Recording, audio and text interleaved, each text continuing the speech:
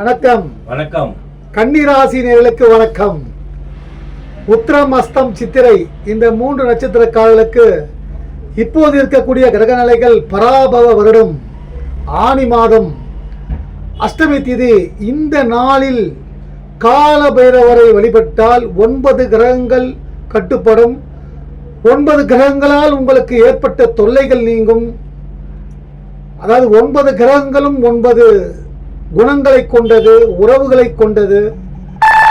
என்னென்ன தேவையோ அந்தந்த தேவைகள் உங்களுக்கு அதெல்லாம் விலகும். உத்திரம், அஸ்தம், சித்திரை.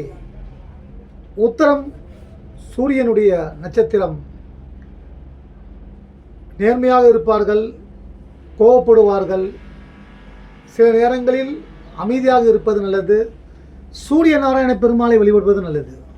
அஸ்த நட்சத்திரக்காரர்கள் வெங்கடேச பெருமாளை வழிபடுவது, அன்னை பராசக்தியை வழிபடுவது, சக்திகள் கிடைக்கும்.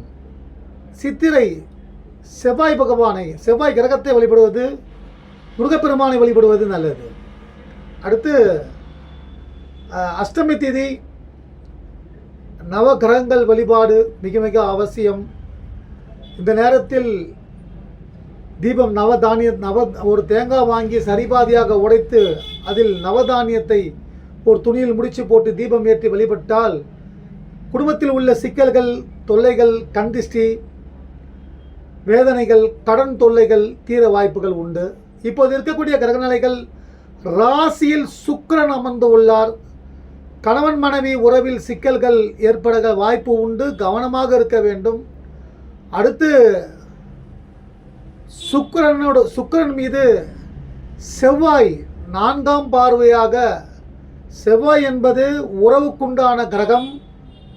செவ்வாய் என்பது சகோதர சகோதரிகளுக்குண்டான கிரகம், இரத்தம் சம்பந்தப்பட்டமான கிரகம், பூமிக்குண்டான கிரகம். ரியல் எஸ்டேட், விவசாயம், மருத்துவம், அடுத்து உயர் அதிகாரிகள், காவல்துறையினர், மிலிட்ரி, இதெல்லாம் செவ்வாயை குறிக்கும். செவ்வாய் உங்கள் ராசிக்கு அட்டமாதிபதி. அந்த அட்டமாதிபதி பார்வை அப்படியே நெருப்பு மேலே நிற்கிற மாதிரி இருக்கும். செவ்வாய் நெருப்பு கிரகம், அதனால் மிக கவனமாக இருப்பது நல்லது. இந்த நேரத்தில் முருகப்பெருமானை வழிபட்டால் நன்மைகள் உண்டாகும். அடுத்து 3ஆம் இடத்தில் சந்திரன், 3ஆம் இடத்தில் சந்திரன், 6ஆம் இடத்தில் ராகு, 7இல் சனி, 10இல் செவ்வாய், 11ஆம் இடத்தில் சூரியன், புதன், 11ஆம் இடத்தில் குரு, புதன், லாபஸ்தானத்தில் குரு. என்ன சார் சொல்கிறீங்க நீங்கள், லாபஸ்தானத்தில் குரு இருக்குன்றீங்க, ஆனால் வாழ்க்கையை போட்டு பெரட்டுத சார் அப்படி நிறைய பேர். கடன் தொல்லை தீரலையே சார். ஒவ்வொருவருக்கு ஒவ்வொரு வயதில் அவரவர்களுக்கு ஏற்றார் போல் பிரச்சனைகள். ஒரு சிலருக்கு கடன் பிரச்சனைகள், ஒரு சிலர்களுக்கு கணவன் மனைவி உறவில் பிரச்சனைகள், ஒரு சிலருக்கு கூட பிறந்தவர்களான பிரச்சனை, சில பேர்களுக்கு பணத்தை கொடுத்துட்டு ஏமாந்துருப்பாங்க, தண்டல் வாங்கிட்டு அவஸ்தைப்படுவாங்க பணம் கட்ட முடியாமல். இன்னும் சிலருக்கு வயதானவர்களுக்கு உடல் ஆரோக்கியத்தின் மீது பிரச்சனை. இப்படி பலவிதமான பிரச்சனைகள் வாட்டி எடுக்குது சார். எப்படி நீங்கள் நல்லா இருக்குன்னு சொல்கிறீங்க? எப்பவுமே குரு 11ஆம் இடத்தில் வந்தால் 12 ஆண்டுகளுக்கு பிறகு 11ஆம் இடத்தில் உச்சம் பெற்று உள்ளார். இது சில பேர்கள் கஷ்டப்படுவாங்க, அவங்களுடைய தசாநாதனை பொறுத்தது. கன்னிராசியில் சில பேர்கள் யோகமாக இருப்பவர்களையும் நான் சந்தித்து உள்ளேன், நிறைய பேர்களை பார்த்துருக்கேன். கன்னிராசிக்காரர்கள் சுறுசுறுப்பானவர்கள், தன்னுடைய மைனஸை ப்ளஸ்ஸாக காட்டக்கூடியவர்கள், சோர்ந்து போக மாட்டார்கள், தைரியமாக இருப்பார்கள், எறும்பு போல சுறுசுறுப்புடையவர்கள். அவங்க எல்லாத்தையும் கணக்கு போட்டு அதாவது இயற்கையான அறிவாளி. ஏன்னா கன்னிராசியில் தான் புதன், கல்விக்குண்டான கிரகம். பொன் கிடைத்தாலும் புதன் கிடைக்காது. அந்த கிரகம் ஆட்சி பலம் பெற்று உள்ளது, அதனால் ஆட்சி உச்சம் பெற்று உள்ளது. அதனால் அவங்கள போல ஒரு அறிவாளியை பார்க்க முடியாது. எதிரில் வரவங்கள ஈஸியாக இடம் போட்டுருவாங்க, தைரியசாலிகள். இருந்தாலும் கிரகங்கள் கொடுக்கும் டார்ச்சரை மனிதனால் தாக்கு பிடிக்க முடியாது. ஆனால் இந்த நேரத்தில் அதே கிரகங்கள் யார் நமக்கு எதிரியோ எந்த கிரகம் நமக்கு கெட்டது செய்தோ அதே கிரகத்தோ காலில் விழுந்து எப்பா சாமி என்னை விட்டுடு போதும், எனக்கு நிறைய வேலைகள் இருக்குது, கடமைகள் இருக்குது, என்னை தொந்தரவு பண்ணாத, எனக்கு ஏதோ டிஸ்டர்ப் பண்ணாத, இந்த கடன் தொல்லெல்லாம் தீர்த்து வை, என் மகள் சண்டை போட்டுன்னு இருக்காங்க, அவங்க வாழ்க்கையில் நிம்மதியை கொடு, நல்ல ஆரோக்கியத்தை கொடு அப்படின்னு சொல்லி அவங்க காலிலே விழு. ஏதாவது இதுதான் உண்மை.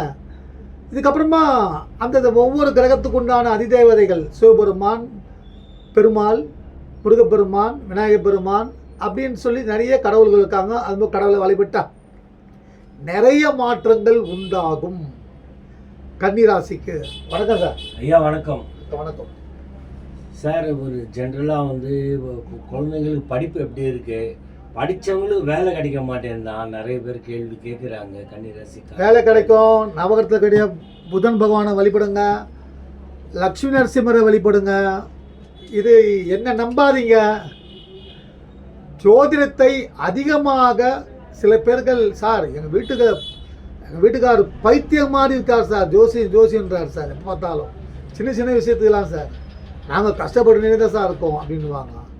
ஜோதிடம் என்பது ஒரு வழிகாட்டி, நமக்கு எங்கே போகணுமோ அங்கே போகிறதுக்கு உண்டான வழிகாட்டி. ஆனால் நம்ம தான் போய் ஆகணும், ஜோதிடம் நம்ம கூட்டின்னு போகாது.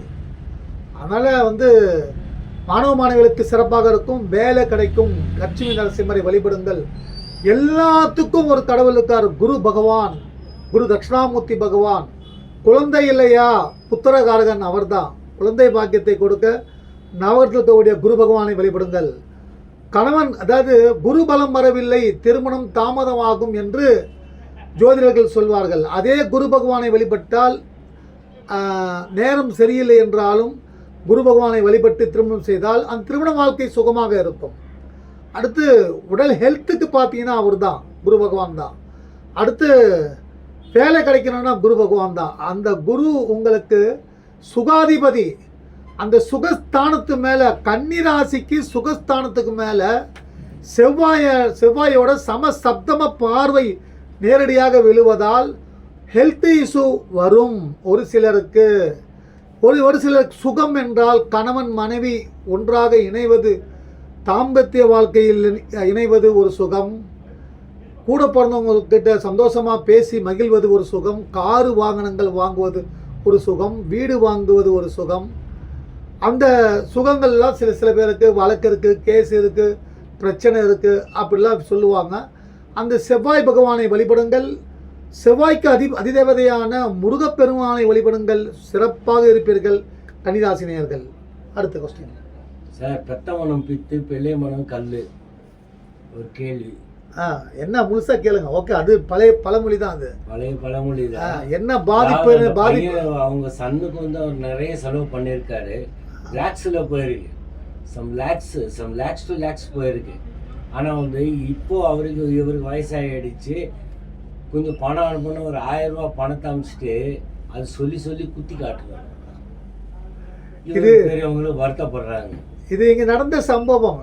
இது இங்கே என்னுடைய நண்பர் ஒருவர் வந்து சொல்லி அழுதார்.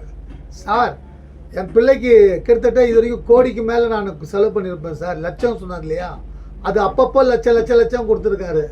ஆனால் பையன் ஒரு 1000 ரூபா அனுப்பிட்டு ஒரே பெரிய பிரச்சனை பண்ணிட்டான் சார் அப்படின்ட்டு. பூர்வ புண்ணிய ஸ்தானம் வலுவாக இல்லை என்றால் ஒருவர் வாழ்க்கையில் பிள்ளைகளால், ஆணாக இருந்தாலும் பெண்ணாக இருந்தாலும், பிள்ளைகளால், மகன்களால் நிம்மதி கிடைக்காது. அதுக்கு குரு பகவானை வழிபடுங்கள். புத்திரகாரகன், சந்தானகாரகன் குரு பகவான் தான், அவரை கும்பிடுங்க. சரி, வளர்த்த கடை மாறல பாயுதுன்னு அது கூட ஒரு பழமொழி தான். அதனால் நம்ம குழந்தை நம்மளை எட்டுவதையும் சொல்லிட்டு நம்ம வந்து கொஞ்சாமல் விடலை. நம்ம வளர்ந்துட்டோம், வயசில் பெரிய மனுஷன் ஆகிட்டோம், விட்டு கொடுத்து போங்க. இது பிரச்சனைகள் என்னன்னு பார்த்தீங்கன்னா, கன்னிராசியை பொறுத்த மட்டில் சனி என்பவர் சூரியனின் மகன். அப்போது புத்திரகாரகன், குரு புத்திரகாரகன்.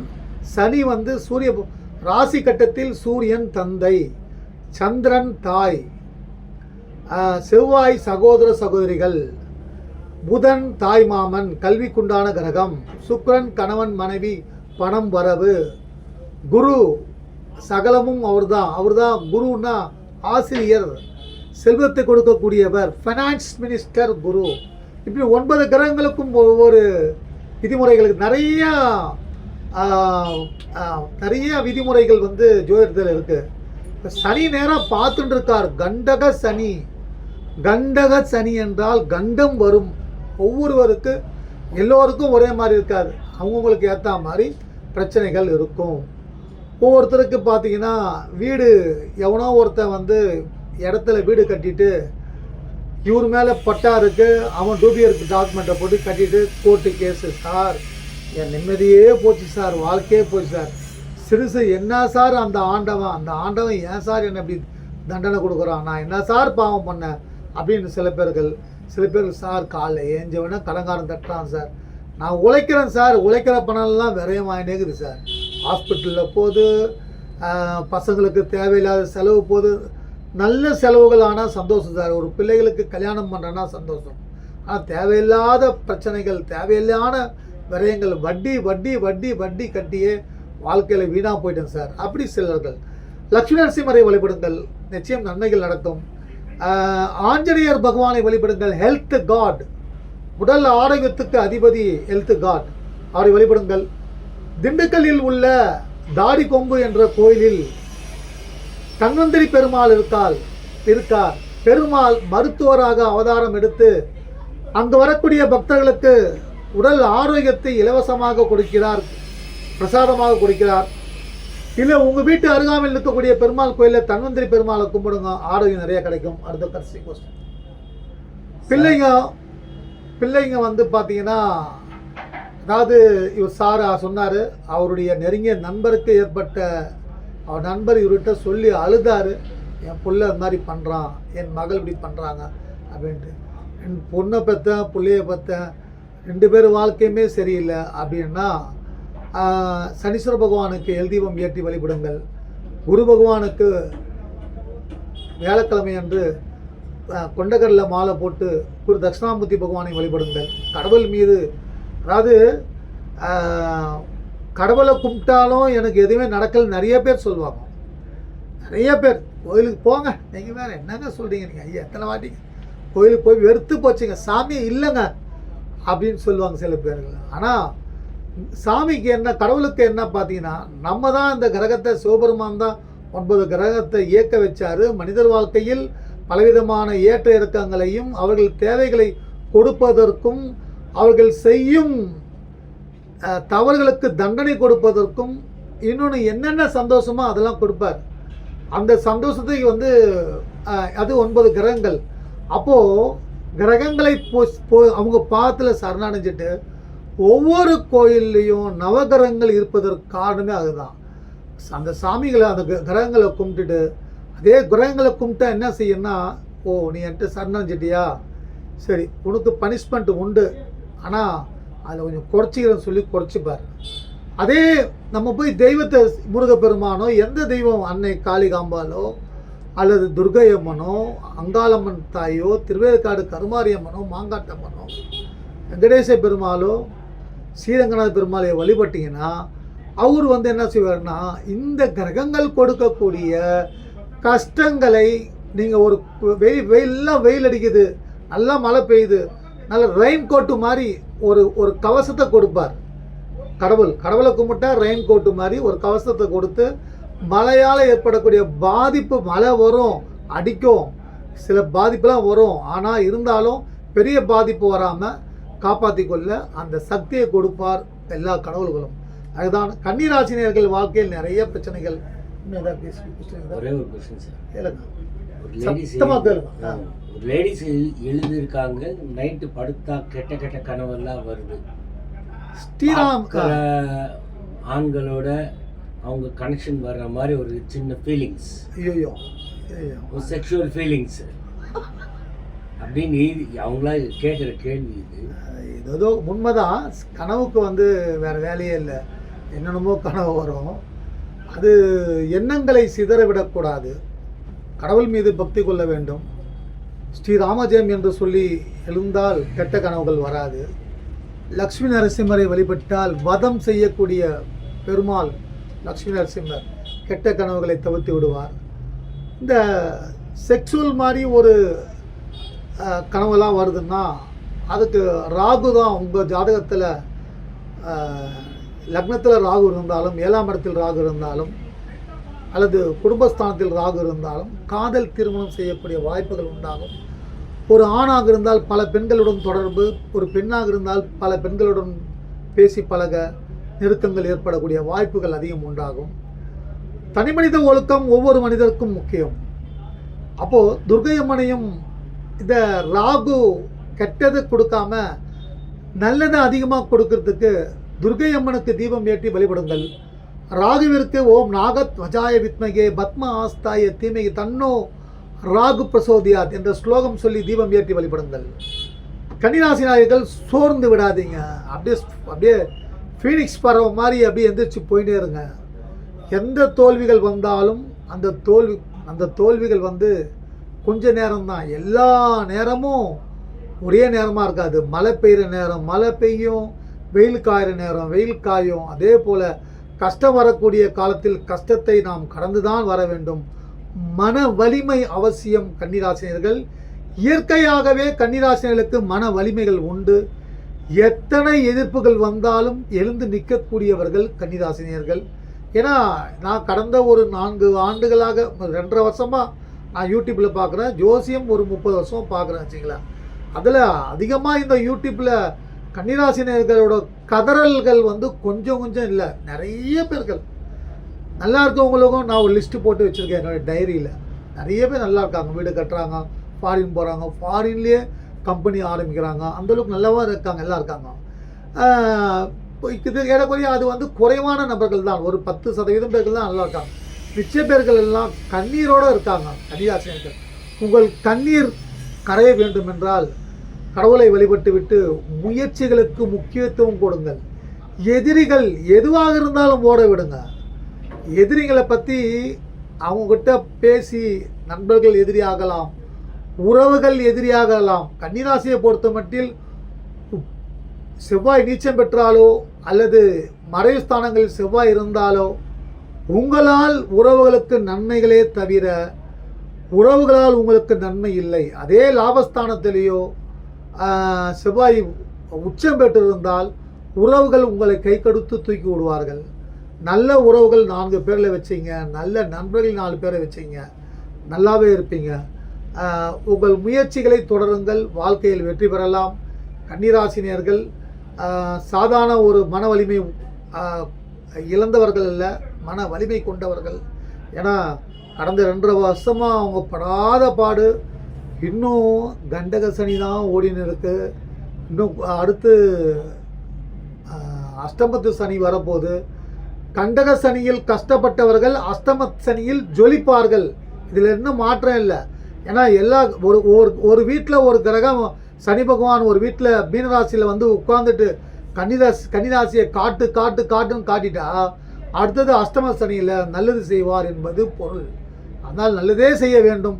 எல்லா கிரகங்கள் அருளால் உங்கள் வாழ்க்கையில் மகிழ்ச்சி, சந்தோஷம், நிம்மதி, திருமணமாகுதல், திருமண பாக்கியம், குழந்தை இல்லாதவர்களுக்கு குழந்தை பாக்கியம், பிரிந்தவர்கள் ஒன்று சேர, வேலைவாய்ப்பு கிடைக்க, கடன் விலக, மன அமைதி கிடைக்க, உடல் ஆரோக்கியம் பெற, தீர்க்க ஆயுள் உண்டாக எல்லா கடவுள்களும் இயேசு பகவான், அல்லாஹ் பகவான், நான் விரும்பும் சிவபெருமான் எனக்கு ரொம்ப பிடிக்கும். சிவபெருமானை கட்டி பிடிச்சின்னு சாகணும்னு எனக்கு ஆசை. சிவபெருமானோட ரொம்ப பக்தன் நான். விநாயகர் பெருமானை கும்பிட்டு தான் குண்டா ஆனேன். விநாயகர் பெருமான் அது மாதிரி எல்லா கடவுள் அருளாலும் எல்லோரும் நலமோடு வாழ எல்லா கடவுள்களும் அருள் புரியட்டும். இந்த வீடியோவில் கேள்வி கேட்ட அத்தனை நண்பர்கள் வாழ்க்கையிலும் நல்ல மாற்றங்கள்.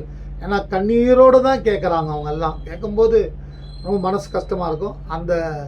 அவங்க கண்ணீர் விலகி சந்தோஷம் அவங்க வீட்டில் நிலைக்க நானும் இறைவனை பிரார்த்தனை செய்கிறேன். நீங்கள் கொடுத்த ஒரு அன்பிற்கும் ஆதரவுக்கும் நன்றி. இந்த வீடியோ பிடிச்சா லைக் பண்ணுங்கள், ஷேர் பண்ணுங்கள், சப்ஸ்கிரைப் பண்ணுங்கள். வாழ்க வாழ்க. மீண்டும் அடுத்த வீடியோவில் ரொம்ப பாசிட்டிவாக நான் உங்களை சந்திக்கிறேன்.